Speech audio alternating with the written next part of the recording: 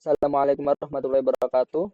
Jadi di sini saya Rahmat Arif Anwar dengan NIM terakhir 156 akan mempresentasikan proyek akhir tentang peramalan tingkat inflasi Indonesia menggunakan metode single exponential smoothing dan moving average. Langsung saja kita ke pendahuluan.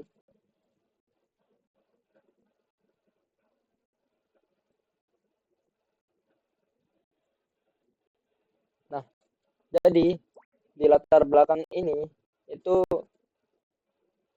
membahas tentang stabilitas inflasi yang menjadi salah satu indikator utama keberhasilan kebijakan ekonomi suatu negara, yang dimana Indonesia sebagai negara berkembang dengan pertumbuhan ekonomi yang dinamis itu mengalami fluktuasi inflasi yang cukup signifikan. Nanti ada di tabel 1 bakal saya tunjukkan dalam beberapa tahun terakhir ini. Nah, di sini saya memakai data dari Bank Indonesia. Saya memakai tingkat inflasi Indonesia year on year Desember, di mana mengalami fluktuasi yang cukup mencolok selama periode 2021 sampai 2025. Perlu dicatat ya bahwa Y on Y Desember ini cara standar yang digunakan untuk menyatakan inflasi tahunan untuk membandingkan tingkat harga pada bulan Desember tahun tertentu dengan bulan Desember tahun sebelumnya. Kita bisa lihat tahun 2021 itu inflasinya tercatat 1,87, tapi karena mencerminkan namanya akibat pandemi COVID-19. Terus kemudian inflasinya tiba-tiba naik nih, 5,51 pada tahun 2022. Ini tuh karena kenaikan harga energi global dan gangguan rantai pasokan. Lalu di tahun berikutnya inflasinya jadi 2,61, tahun berikutnya menjadi 1,57, tahun berikutnya juga jadi 2,92. Kita bisa lihat dari data ini bahwa patternnya tuh tidak konsisten. Jadi diperlukan metode peramalan yang perlu menangani karakteristik ini. Pada proyek kali ini saya memakai yang namanya metode time series menggunakan single exponential smoothing. Karena menurut saya ini metode yang sesuai untuk data dengan pola acak menggunakan satu parameter pemulusan yaitu alfa nanti yang bernilai antara 0 hingga 1. Jadi dari 0,1 sampai 0,9. Meskipun keunggulan SES ini tidak lebih kompleks dari double exponential smoothing, tapi single exponential smoothing ini punya keunggulan seperti kesederhanaan dari single exponential smoothing, yang dimana komponen tren atau musiman dalam data itu tidak tidak perlu tren lah, kita tidak perlu tren atau musiman yang sangat konsisten gitu, sehingga cocok untuk data inflasi tahunan yang menunjukkan pola acak seperti data yang kita pakai ini. Nah, di sini untuk tujuan penelitian untuk menerapkan single exponential smoothing untuk meramalkan tingkat inflasi dari data 2021 sampai 2025, lalu menentukan nilai parameter alfanya, yang dimana nanti kita cari parameter alfa yang terbaik berdasarkan nilai error terkecil dari MSE, RMSE, dan MAPE, yang dimana menghasilkan parameter tingkat inflasi Indonesia menggunakan parameter alfa terbaik yang diperoleh. Lalu kita bandingkan akurasinya menggunakan metode SS dengan metode moving average, sehingga nanti memakai K2 dan K3.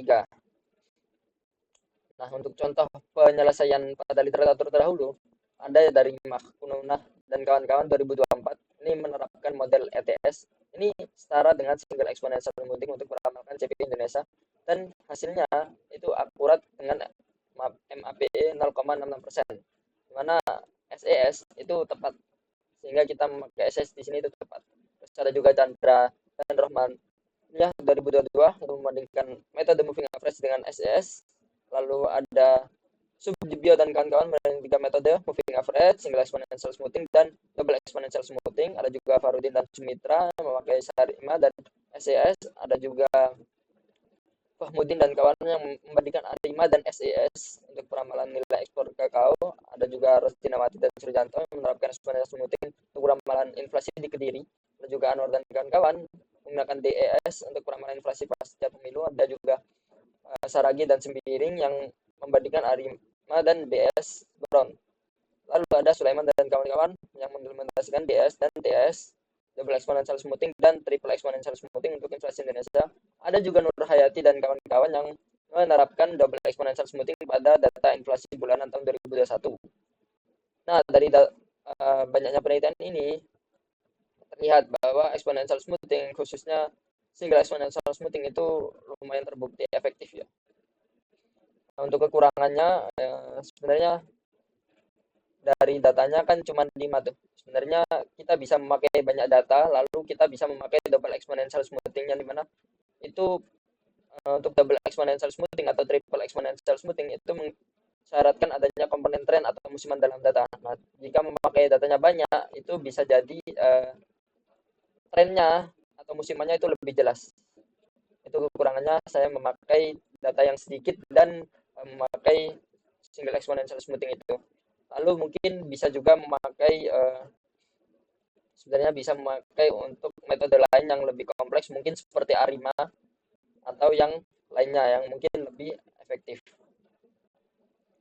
Untuk ramasan masalah bagaimana penerapan metode single exponential smoothing dalam meramalkan tingkat inflasi Indonesia periode 2021 sampai 2025, terus nilai parameter alfa berapa yang menghasilkan akurasi terbaik, terus hasil peramalan tingkat inflasi Indonesia menggunakan SES dengan parameter alfa terbaik, lalu bagaimana perbandingan akurasi peramalan antara SES dengan moving average.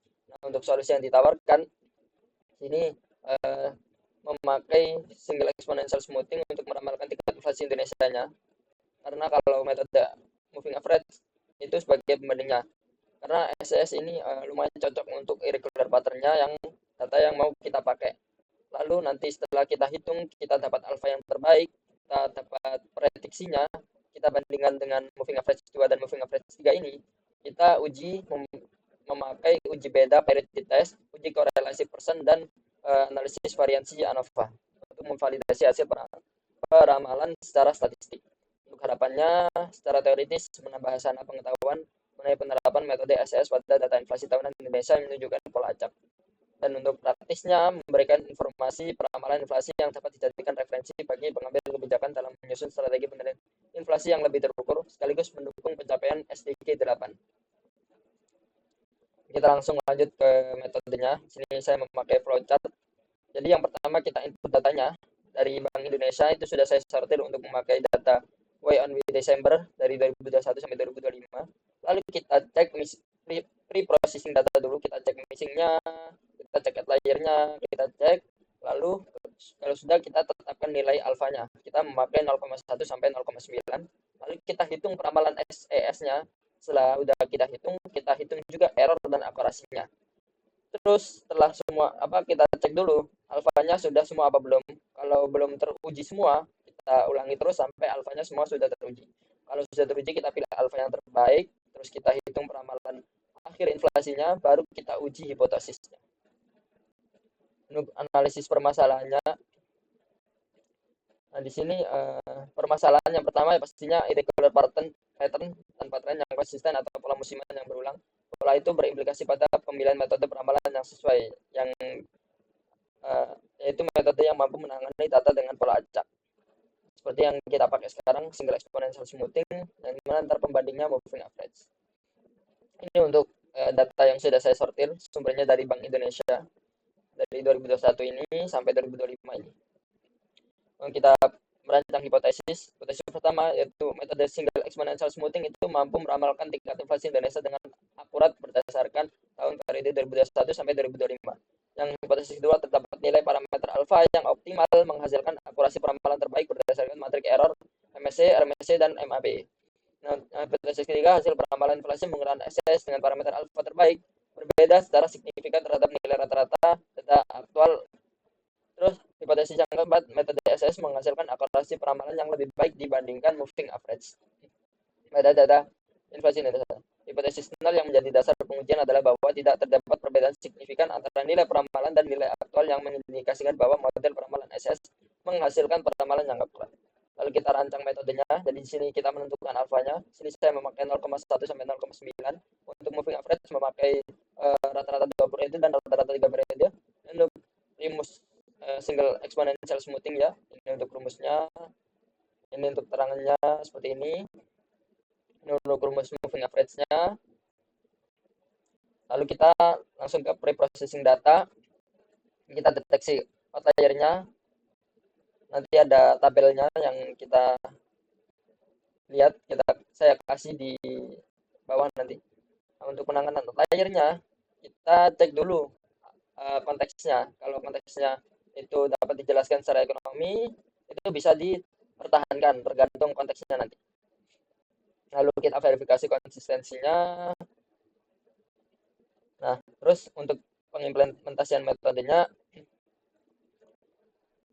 kita bakal menghitung secara manual. Lalu ada juga tabel yang sudah saya buat dengan Excel, saya taruh di laporan ini.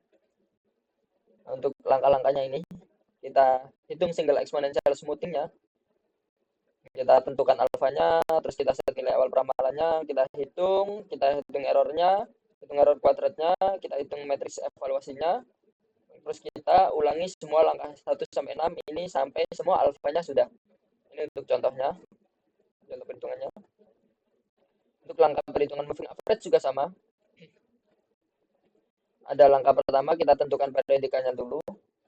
Terus untuk predikat T, kita hitung rata-rata dari K, data aktual sebelumnya, ini, terus kita hitung error peramalannya, kita hitung error kuadratnya, kita hitung metrik evaluasinya, lalu kita hitung peramalan periode berikutnya. Ini untuk contoh moving average dengan K2, ini untuk contoh moving average dengan K3. Pengujiannya ntar memakai 3, yakni MSC dengan rumusnya ini untuk mengukur rata-rata kuadrat error peramalan. Dari ketiga ini, kalau semakin kecil itu maka lebih akurat untuk rumus RMSE-nya, untuk rumus MAPE-nya. Terus untuk pengujian hipotesisnya memakai 3 uji beda, yaitu pakai tes. Kita uji perbedaan signifikan antara nilai peramalan dan nilai aktual. Jika p-value kurang dari 0,05, maka ananya bakal ditolak. Lalu yang kedua, uji korelasi persen, menguji kekuatan dan arah hubungan antara nilai peramalan dan nilai aktual. Yang ketiga, analisis variansi ANOVA satu arah, menguji apakah terdapat perbedaan signifikan pada nilai error antar berbagai nilai alfa. Kita lanjut ke bab 3, hasil dan pembahasan. Kita cek dulu kelengkapan datanya. Jadi di sini saya sudah memakai 5 data dari Bank Indonesia dan tidak ada missing value, semuanya sudah aman. Kita deteksi outlier-nya dengan kita lihat ini hasil perhitungan pada tabel 2. Bisa kita lihat interkuartil yang disajikan pada tabel 2, data inflasi 2022 itu sebesar 5,5% terdeteksi sebagai outlier karena melebihi atas sebesar 4,5%. Tapi saat kita tangani outlier-nya dulu, tapi yang tadi itu terdapat konteks, yakni di mana inflasi 5,5% pada tahun 2002 itu yang mencerminkan kondisi ekonomi nyata akibat kenaikan harga energi global dan disrupsi rantai pasok pasca akademi COVID-19. Dan juga saya cuma memakai 5 data, sehingga jika kita hapus maka takutnya peramalannya lebih tidak akurat. Terus kita verifikasi konsistensi sumber datanya. Ini sudah konsisten memakai semuanya Bank Indonesia. Lalu hasil perhitungan single exponential smoothing, di mana sudah saya temukan yang dimana alfa 0,1 ini ternyata parameter terbaik untuk perhitungan tabelnya. Ini dengan MSE, RMSE, dan MAP-nya. Ini untuk perbandingan antara alfa 0,1 sampai 0,9. Bisa kita lihat MSE-nya, RMSE-nya, MAPE-nya yang paling kecil semua itu dari alfa 0,1. Dan untuk prediksinya yakni naik 2,27%. Lalu kita hitung perhitungan moving average-nya dari moving average 2 sama moving average 3. Ini moving average 2 dengan perhitungannya dengan MSC, RMSC, dan MAP-nya. Lalu ini juga perhitungan moving average dengan K3 dengan tabelnya ininya. Lalu kita bandingkan saja langsung.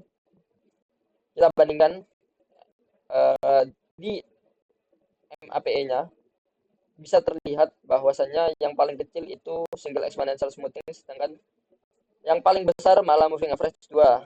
Ini menunjukkan peramalannya buruk, sedangkan yang ini peramalannya itu cukup.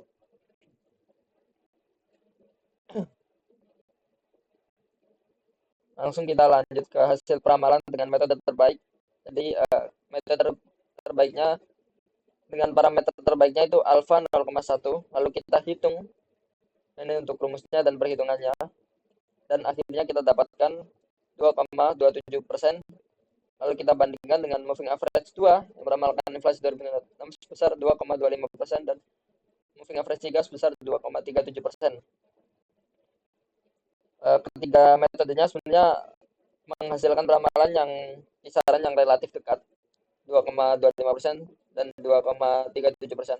Namun, evaluasi akurasi historisnya peramalan SS itu lebih dapat diandalkan dibandingkan metode-metode lainnya. Lalu kita uji hipótesis. Yang pertama parity test, kita uji beda untuk menguji apakah terdapat perbedaan signifikan antara nilai peramalan SS dan nilai aktual hipotesis. H0 itu tidak ada perbedaan signifikan antara peramalan dan nilai aktual. Dengan H1 terdapat perbedaan signifikan antara nilai peramalan dan nilai aktual. Data selisih untuk uji ini terlihat di tabel 8 ini. Dan untuk hasil uji bedanya terdapat di tabel 9. Bisa kita lihat ternyata H0 gagal ditolak. Berarti tidak terdapat perbedaan signifikan antara nilai peramalan dan nilai aktual. Model S dengan alfa 0,1 itu mampu menghasilkan peramalan yang secara statistik tidak berbeda dari data aktual. Perlu dicatat, pada 2021 digunakan nilai awal peramalan di mana F 2021 sama dengan Y 2021. Lalu kita uji korelasi persen pada tabel 10. Berdasarkan tabel 10 ini nilai koefisien korelasi persen sebesar minus 0,4994 menunjukkan adanya hubungan negatif dengan kekuatan sedang antara nilai peramalan dan nilai aktual. Ini merupakan karakteristik umum dari metode single exponential smoothing pada data dengan pola acak, di mana peramalan bersifat lagging terhadap perubahan data aktual. Koefisien determinasi R kuadrat sebesar 0,249 menunjukkan bahwa sekitar 24,94% variasi nilai aktual dapat dijelaskan oleh model peramalan.